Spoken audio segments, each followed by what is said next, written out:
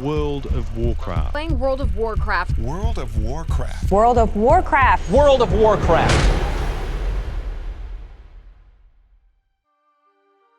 In 2004, World of Warcraft launched with something simple, a starting experience that actually made sense.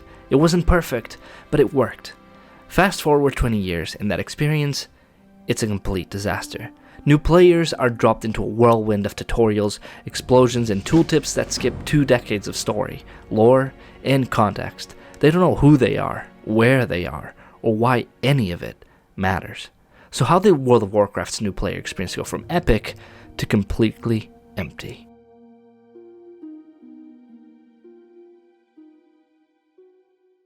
To demonstrate the new starter experiences available, I created 2 characters to demonstrate the 2 different paths.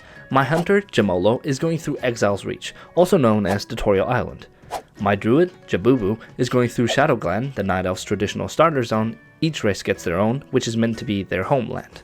But what's the difference between these 2? In 2020, Blizzard introduced a brand new starting zone to World of Warcraft, Exile's Reach, a fresh beginning, a guided path meant to usher in a new era of players into one of gaming's most legendary worlds.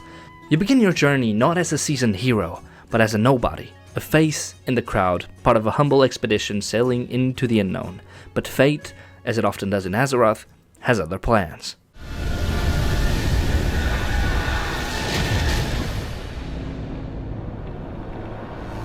The ship is wrecked, survivors wash ashore, and behind it all, an ogre necromancer hell-bent on sacrificing your crew to raise an undead dragon. It sounds epic, doesn't it? A high-stakes story. That is, until you complete it. Then, nothing. No callbacks, no continuation. The story, like the island you just left behind, is forgotten. Compare this with the original starting areas. These weren't just tutorials, they were introductions. Invitations to a world rich with identity and a purpose. When you first entered the world, you weren't greeted with objectives, you were greeted with story. A voice guided you, telling you who you were, where you came from, and why your presence mattered. Your first tasks? Small. Kill a few wolves, gather some herbs, help a villager. But that simplicity was the point. The world opened itself to you, slowly, like a book easing into its first chapter. And then you began to wander, from snowy hills to burning deserts, from dark forests to gleaming cities. Each zone had a level range, yes, but it also had a soul, a purpose, and you felt it. Exile's Reach wasn't made to invite you, it was made to teach you, and while that's fine, it feels like a tutorial level in a theme park ride, not the opening act of a grand adventure. And that's the tragedy. World of Warcraft was never just a game of stats and skills, it was a world, but for new players, their first taste of that world feels like a menu screen with extra steps.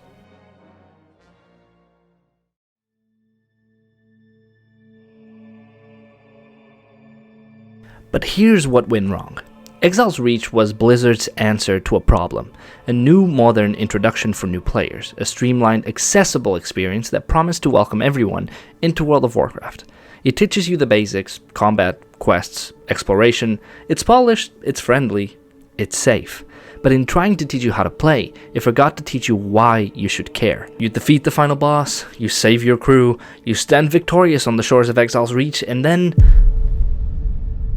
you're thrown forward in time, straight into the next to last expansion, no context, no history, no roots. You've gone from shipwreck survivor to world champion in under an hour. The normal starting areas weren't perfect either. They dropped you into the world with almost no direction. But that was the beauty of it. Your story didn't start as a hero. You weren't told everything at once. You discovered it. You learned the story of your people, you earned your place in Azeroth's history, and each quest, each new region, was a chapter written by you. That is what made those original starting zones special. They didn't just teach you the game, they made you part of the world. The truth is, Exile's Reach isn't an adventure, it's a tutorial. It's clean, efficient, but hollow. It doesn't invite you into Azeroth, it simply instructs you. And that's the tragedy. World of Warcraft used to make you feel small, and that was the magic. You weren't the hero yet, you were becoming one. But now, new players don't get that journey. They get a crash course and a fast track to the endgame.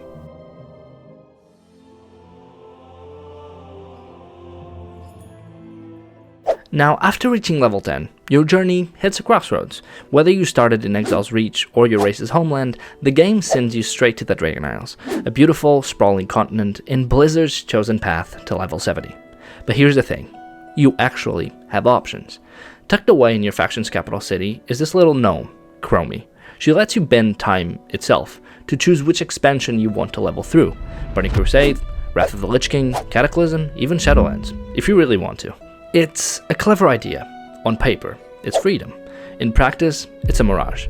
Because leveling today is fast. Too fast.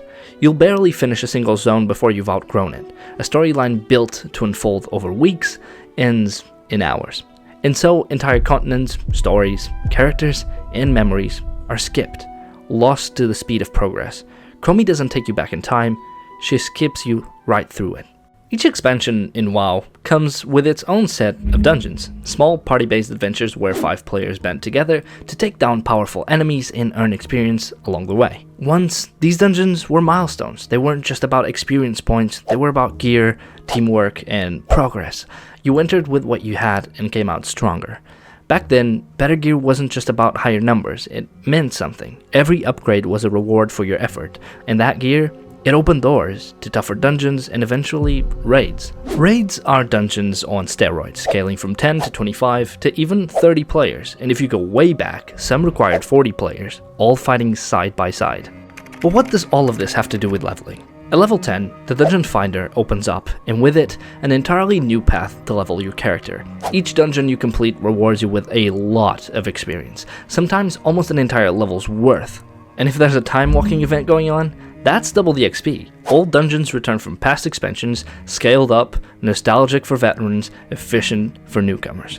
Each run takes about 20 to 30 minutes, you'll clear enemies, complete objectives, maybe even a few quests, and before you know it, you've gained 2, sometimes 3 levels in a single session. But there's a cost, because now you can reach max level without ever stepping foot into the open world. The dungeons were meant to be a part of the journey, a break from the world, not a replacement for it. But today, they've become the fastest route forward, and the easiest way to skip Azeroth entirely. And it's not just the world that's gone missing, so has the community. Once you had to find your group, talk to people, ask for help, travel together to the dungeon entrance. You made friends that way, enemies too, but it was real. Now the system does it all for you. Instant parties, no communication, no journey, just a queue and a loading screen. Dungeons used to complement leveling, not replace it. They were the beating heart of adventure, pulsing between the quiet moments of exploration. But when progress becomes a shortcut, the journey loses its meaning. And when the world becomes optional, what's left of the world in World of Warcraft?